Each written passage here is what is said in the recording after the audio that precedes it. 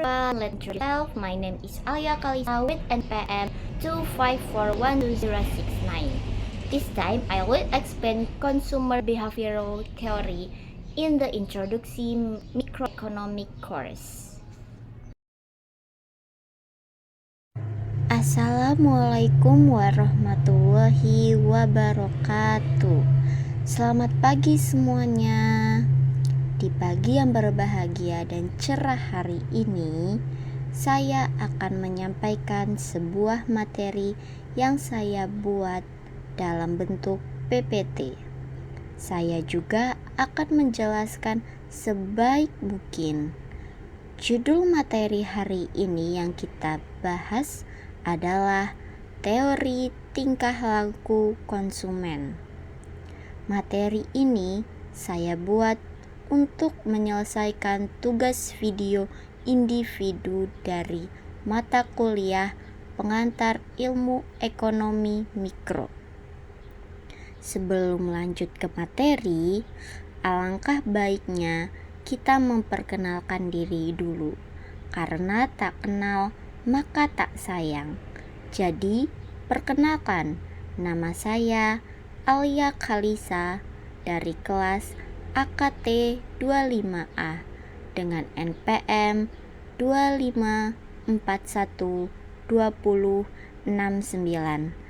Saya kerap dipanggil sebagai Kai.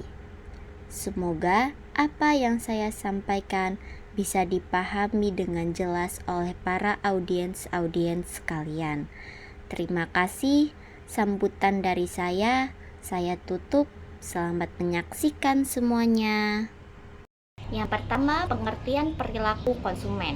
Perilaku konsumen merupakan proses yang akan dilalui oleh seseorang dalam melakukan kegiatan seperti mencari, membeli, mengevaluasi, untuk dikonsumsi memenuhi kebutuhannya. Para konsumen juga memiliki peran penting terhadap kelancaran dalam berdagang atau berbisnis. Apabila konsumen merasa cocok terhadap barang atau produksi yang dijual dengan harga yang sesuai, maka konsumen bisa menjadi pelanggan. Yang B, pentingnya perilaku konsumen. Yang pertama, perilaku konsumen penting dalam kehidupan sehari-hari. Kalau saja setiap konsumen memiliki perilaku yang konstan, mungkin kajian tentang perilaku konsumen tidak begitu penting. Tetapi, mengingat konsumen selalu berinteraksi dengan lingkungannya, maka secara otomatis perilaku ini akan berubah-ubah dalam hitungan hari. Yang kedua, perilaku konsumen penting untuk pengambilan keputusan. Dengan memahami perilaku konsumen, pemasar akan mudah menggambarkan bagaimana proses keputusan akan dibuat. Jika penjual mempunyai sifat interaksi, marketing, atau komunikasi yang baik dengan konsumen lainnya, maka konsumen bisa menjadi otomatis tertarik dengan produk atau barang yang dijual. Yang C, faktor-faktor yang mempengaruhi perilaku konsumen. Yang pertama adalah motivasi. Motivasi merupakan suatu keadaan dalam pribadi seseorang yang mendorong keinginan individu untuk melakukan kegiatan-kegiatan tertentu guna mencapai suatu tujuan. Yang kedua, ada persepsi.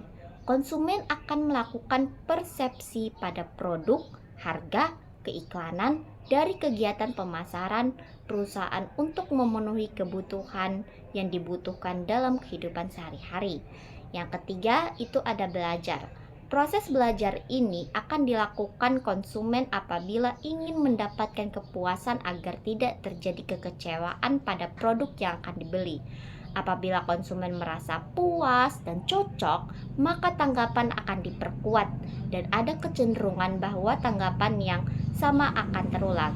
Jadi, konsumen dalam proses pembeliannya selalu mempelajari sesuatu. Yang keempat atau yang terakhir, ada kepribadian dari konsep diri.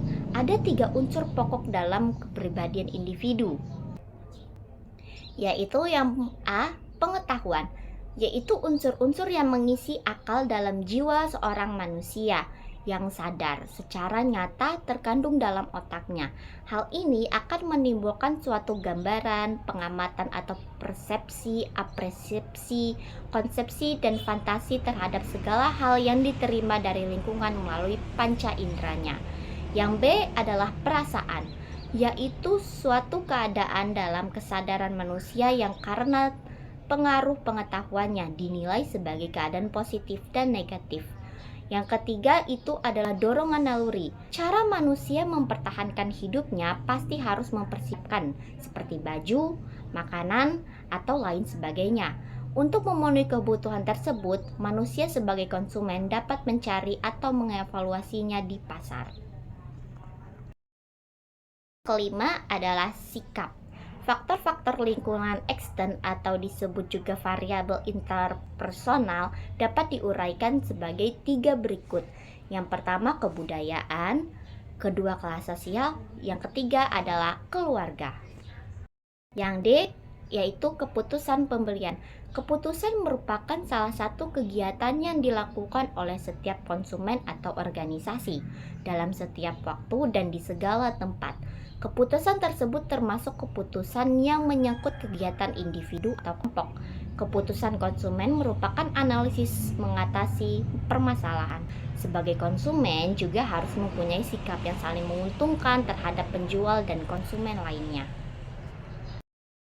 Yaitu pengaruh perilaku konsumen keputusan pembelian. Contohnya, ketika pemasar mengetahui bahwa konsumen yang menginginkan produknya hanya sebagian kecil saja dari suatu populasi dan dengan karakteristik yang khusus, maka upaya-upaya pemasaran produk bisa diarahkan dan difokuskan pada kelompok tersebut. Alhamdulillahirabbil alamin. Akhirnya kita sudah sampai di penghujung video materi yang saya berikan pada pagi hari yang berbahagia hari ini. Terima kasih sebelumnya kepada semua audiens yang menyempatkan diri untuk mendengarkan seluruh materi yang saya sampaikan dari awal hingga akhir. Saya Alia Kalisa dari kelas AKT 25A dengan NPM 25412069 meminta maaf jika ada kesalahan kata atau kesalahan penyampaian saya dalam materi kali ini. Sebelum benar-benar menutup video kali ini, saya ada pantun untuk kalian semua yang mendengarkan dari tadi. Pasangan istri namanya suami, saling sayang dan kolaboratif. Cukup sekian presentasi kami, semoga dapat kesan yang positif. Demikianlah tugas video dengan tema teori tingkah laku konsumen dari mata kuliah pengantar ilmu ekonomi mikro yang saya buat pada pagi hari yang berbahagia ini. Saya tutup. Wassalamualaikum warahmatullahi wabarakatuh. Sampai jumpa semuanya. That my discussion of the material has end. I hope that what I conveyed was conveyed well. Thank you. See you again.